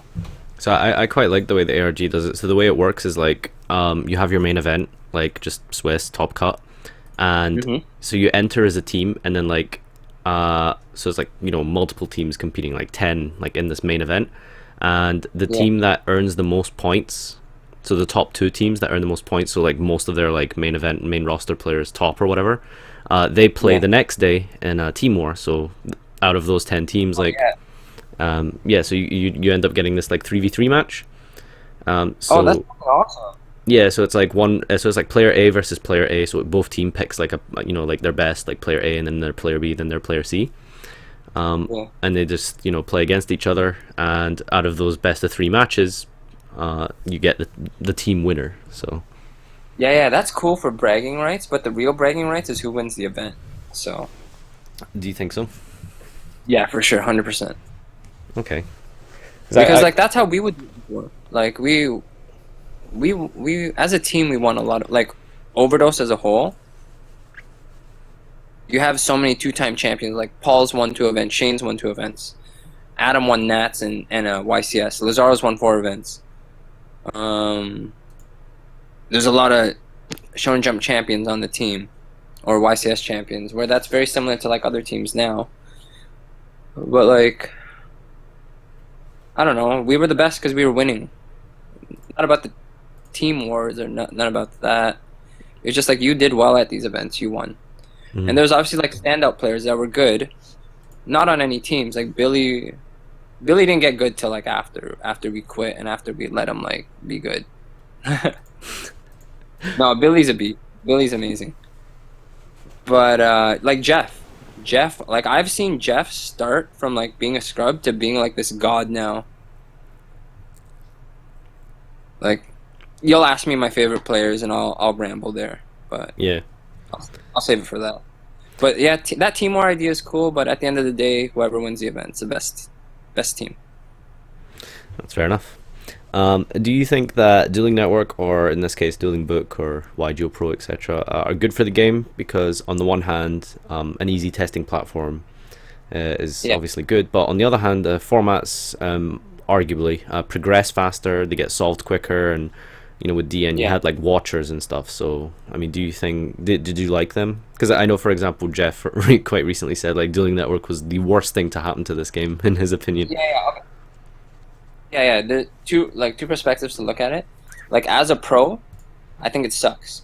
As like the best player, I think it sucks because again, the reason we did so well back then is we thought on a different level, where we not a different level. I'm not gonna say a different level. Like, but like I guess we solve the format faster. Like the best players always solve the format first, and they go to an event. They win an event because their deck is better, and they're playing better, obviously. But you have to be rewarded for that. And now with Dueling Network, people can like before you couldn't spend countless hours at a local testing like theory, where on Dueling Network you could, or you could watch like 50 million games. Hmm. And now with formats get like stale really quick. Yeah. I don't know. For me, like as the casual player, I was like, oh man, this is awesome. I don't need to get any cards, and I can just play here. I'll just message someone like, hey, you want to play on Dueling Network? Yeah. Or show me this combo. Show me how to do this. So do you not think it's actually better like that? Because what happens is like the average increases. So like the base standard like player is Yeah, better. So what you play, what you played against as the average back in your day is probably a yeah. lot worse as a player than what the average is today. The average today is probably a lot better. Do you think that's better for the game? Average is still average. If you're a level above, you're still better than them. Yeah, but do you not think the gap is maybe a little bit smaller now? I guess. I guess, but like I feel okay. Yeah, yeah. To be fair, like back then, the better player will win 9 times out of 10, where now it's probably like 7 out of 10. Hmm. I could be wrong. Could still be 9. Yeah, I mean, I don't think so. I think like like randoms can do pretty well this format. Well, Yeah. I don't know about this format, but in recent years, at least, like if you, I don't know if you played last format where it was literally like break my board, set 5 traps, thank you. Like that's not Which was really. last one? Hmm? Oh, was that Sounds like ABC, Mono? for example, was like really. Oh no, I didn't even play that. Yeah, That like was. I went to nationals this year. I like that wasn't really an event back. It just I had an invite. I had some free time for the summer, and I wanted to go on a road trip. And I was like, "What's the easiest deck to play?" Someone was like, "Play this Monarch deck." Did, Shouldn't have played Monarch because fucking I was still making mistakes with that. did you play I Domain? didn't get my first. I didn't get my first win till like 4 o'clock on that Saturday. What the fuck? Yeah, but 4 o'clock was like that. That tournament was slow. I think 4 o'clock was round 3. I drew the first 2 rounds because I had to read all my cards, read their cards. Oh god.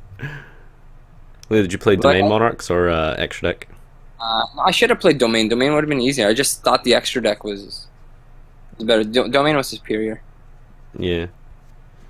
I mean, it won. Like Eric's a beast though. So So let's see what we got next here. And what do you think about floodgates? An unnecessary tool for those who lack technical playing skill, or a necessary evil to combat the meta, so to speak?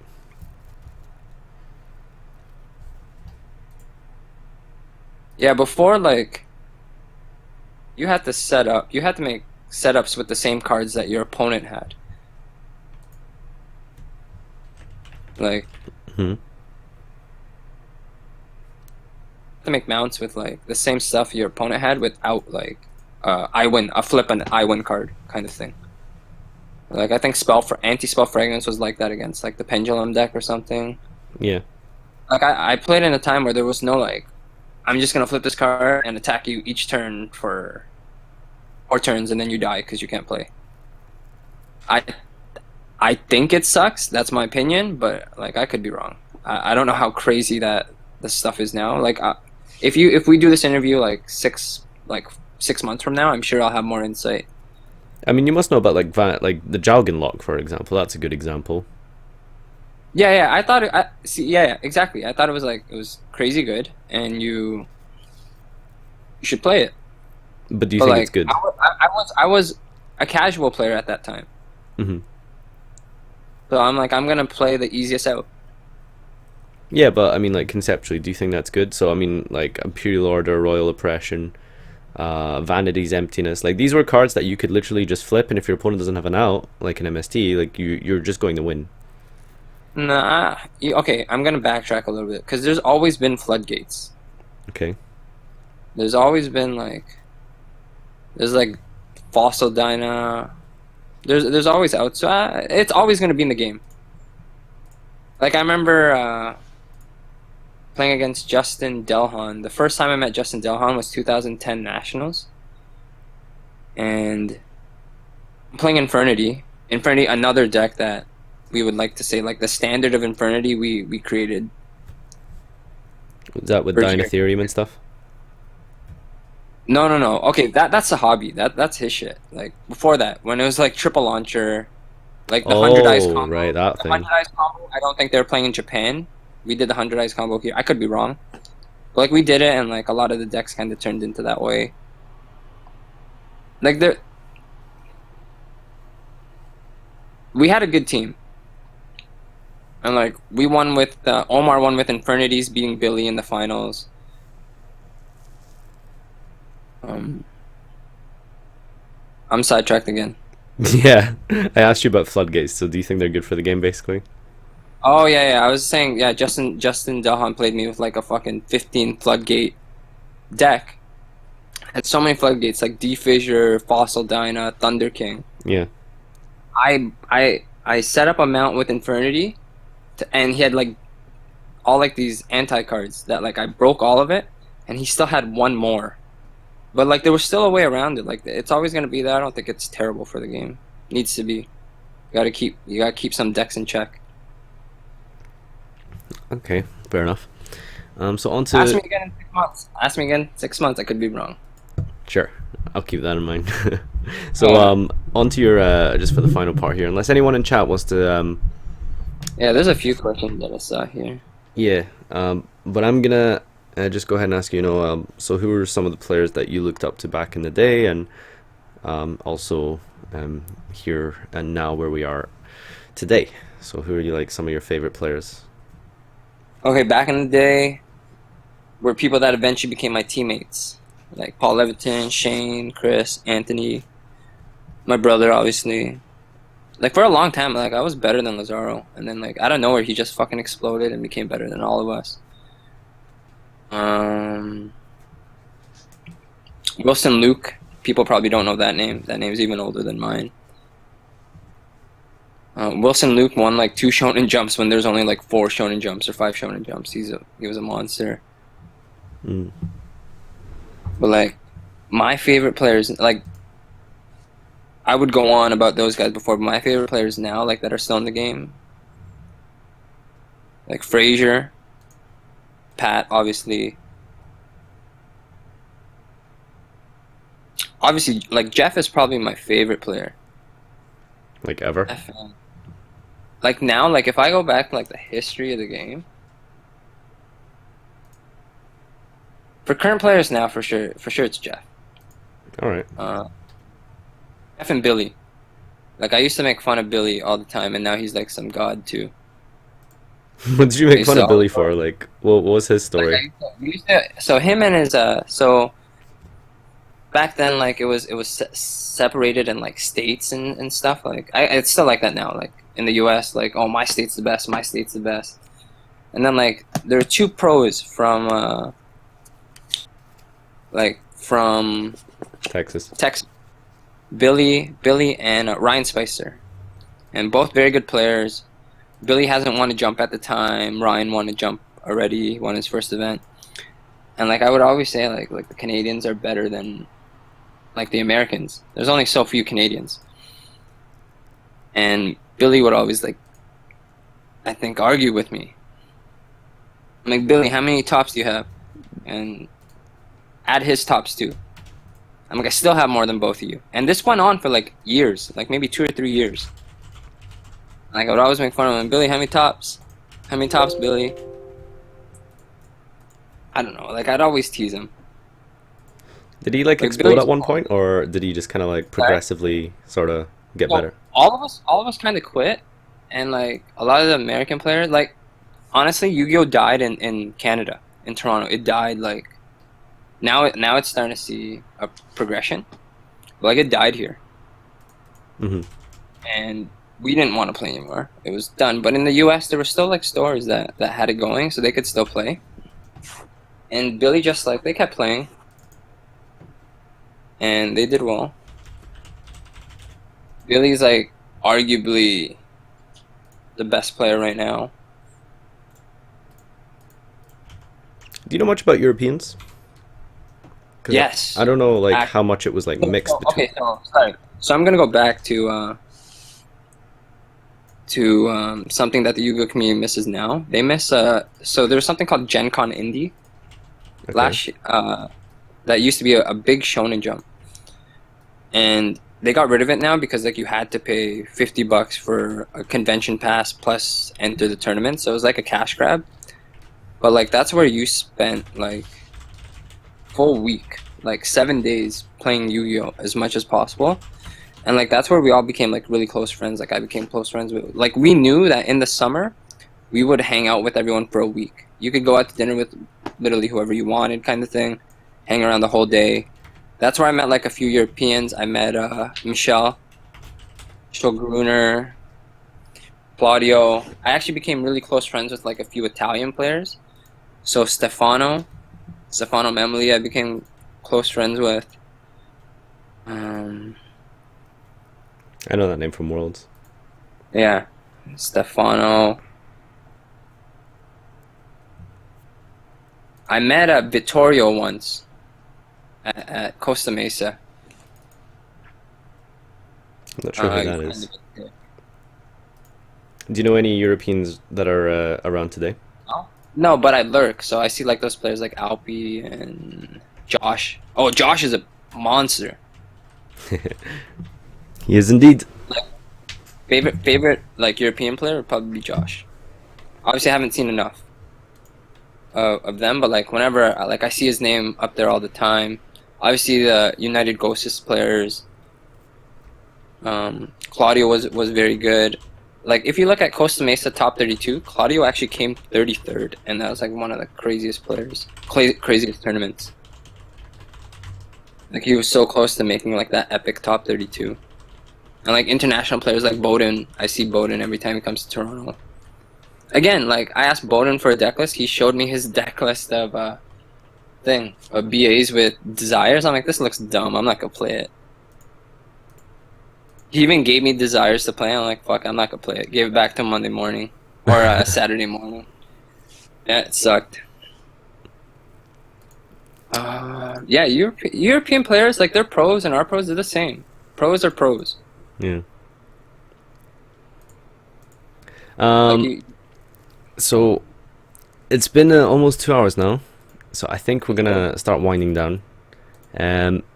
Do you think there's anything else that you want to bring up, or any topics you want to go over again, or just put any like anecdotes here and there? No, not really. I could honestly like talk about this forever, but obviously we won't. Yeah. One thing I really wanted to like was curious about. So like, um, something that I just have no idea about. Basically, is see the upper deck to Konami transition. Could you explain that Mm-hmm. like whole sort of thing to? Because I don't know anything about. It. Basically the company switched. Like that's all I know. But like, what I is like think the details of that?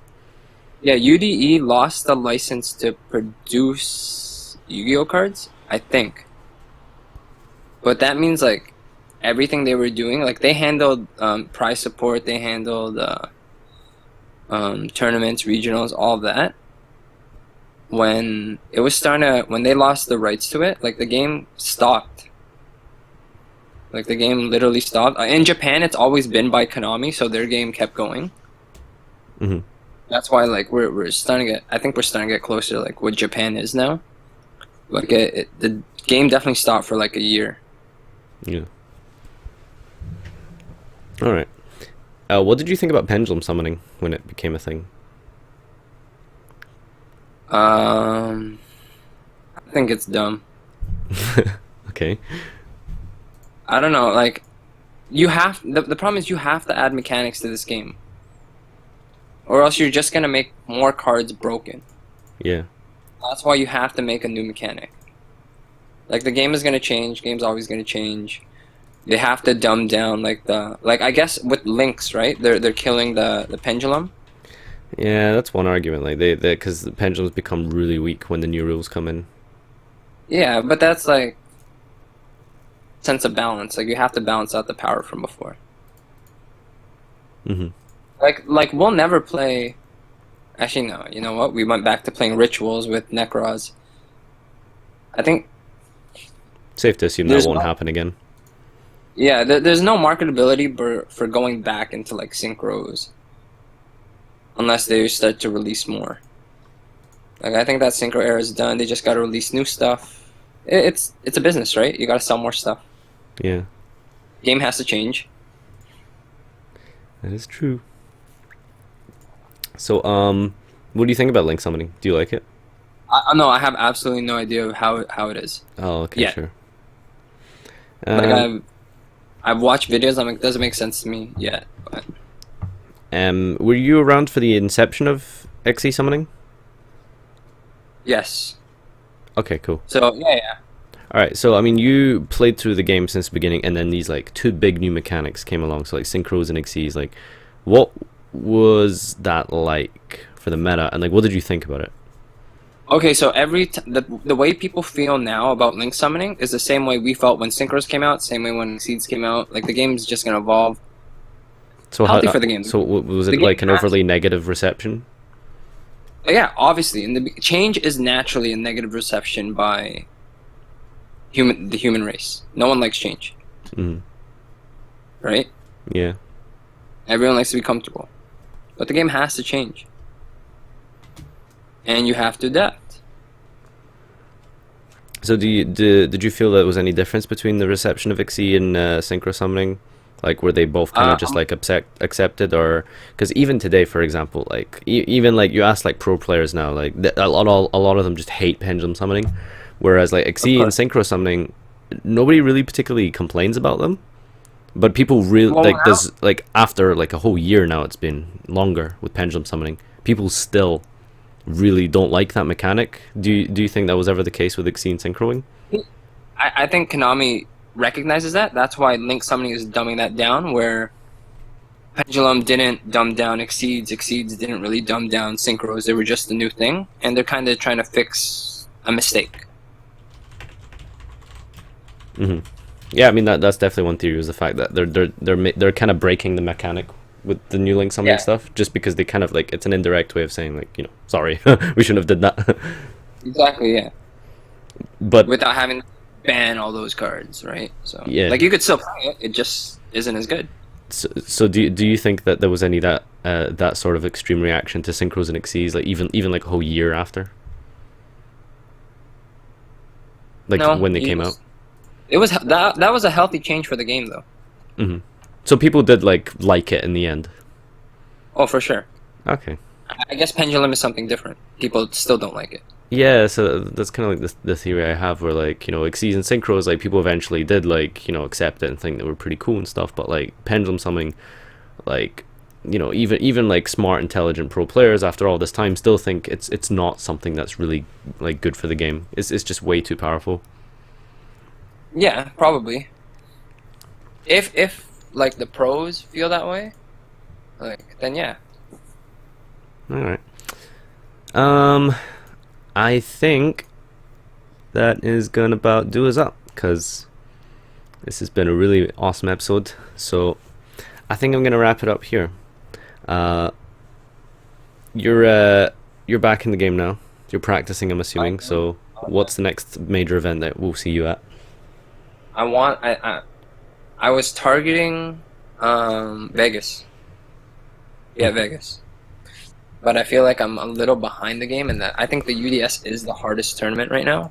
Like from from my perspective, just because only the best players are going to show up to that, and I really don't want to get stomped the first time I go back. So I But it is in Vegas, so I mean I could get stomped and still have a good time. yeah, that's true. But I'm definitely like if I knew Atlanta, I think Atlanta was announced like abruptly, right? It was only like a month in advance, yeah. Yeah, if I knew that before, I definitely would have went to Atlanta. I think they announced Denver and Ohio or Pittsburgh. Yep. I'm almost 100% sure I'm at. No, you know what? I'm 100% sure I'm at Pittsburgh. I've never been to Denver. I'd like to go, so Denver would be cool. Colorado's a nice stay, I heard. Yeah, like mountains and shit. Is it not really expensive for you? Yeah, but like I said, like I'm in a part of my life where, like I'm never gonna say money's not an issue, but I can. Before I was a student, like I was playing, I was trying to go to school, didn't really have a job, Yeah. but now I could, like before I would like obviously ask for support. Yeah. Now I'm an adult now. I support myself. I can do whatever I want. Yep. That's fair enough. Alright guys, this will about do it. So hopefully we'll see more of Dale in the future. And Yeah, I got one shout out. go ahead. So Canada hasn't had like a really like Canada lost like its next like best player, which was Sahabi. Like Sahabi was, I guess, on the road to be like the king, like one of the like the GOAT. He had that crazy run, and then some shit went down. Like Canada's always had like these good players, like Boateng before, like me, and my brother, too. But like the next big player come out of like Toronto is like Jesse Cotton. So you guys gotta watch that name. Like when this kid is part of the reason like I stopped playing. So Jesse Cotton would like when he was like 10. Like I was already like a pro, like I already stopped playing, but like I could still beat the average player. But he was like 10 years old and he was like fucking me up. Like he was beating me when he was 10. And like now he's getting older. He's a smart kid. But watch out for him. Alright. Like I hope the best for that kid. That kid's a beast. Well, thanks for joining guys. Make sure you check out Dale's team, Pro Play Games, and link in the description. Pro Play Games, best team in the world. In North America. We'll reserve that other title for Complexity guess Card this- Gaming, of course. Right? CCG is another big European. CCG, same thing. 3-letter acronym for best players in Europe. Alright, thanks guys. Make sure you check this the highlight on YouTube if you've joined us late, and thanks for coming out to the stream and asking all the questions. Really appreciate it. Thanks everyone, and see you next time.